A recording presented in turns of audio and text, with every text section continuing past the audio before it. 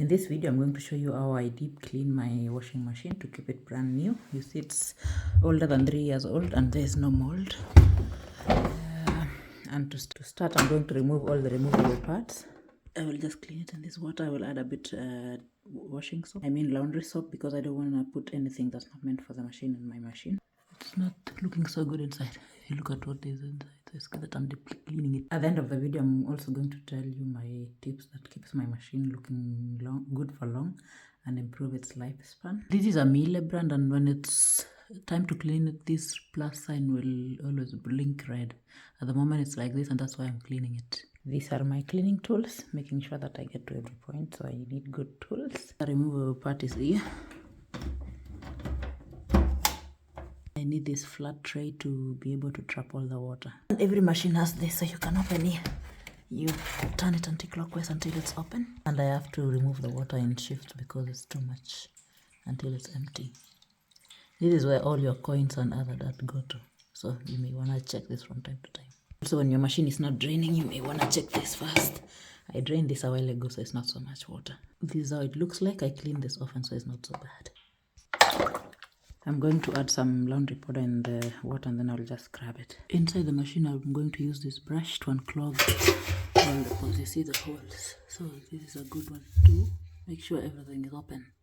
No clogging at all. First one is all clean, and I use a toothbrush to get to places where the big brush doesn't get to. Next part is here inside. Brushes and see what works. For deeper places, I will use this and make sure that I get to every place. Using the cloth to wipe everything. All done. Now I just have to clean around the door of the drum. The door is also not left behind. Cleaning around it. There is a tool for every spot. Nothing is left behind. Inside the rubber, I just use a cloth because I don't want to ruin it. But it's all clean. This is the final part. I will try to clean the drainage from here inside. Doing the final rounds. Putting everything back.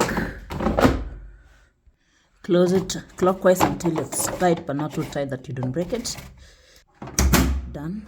It's all done. Few tips before I end the video. Always leave the openable parts open, and the door should also stay open to avoid mold and bad odors, to let it also dry. Avoid overloading your machine to avoid ruining the motor at the back.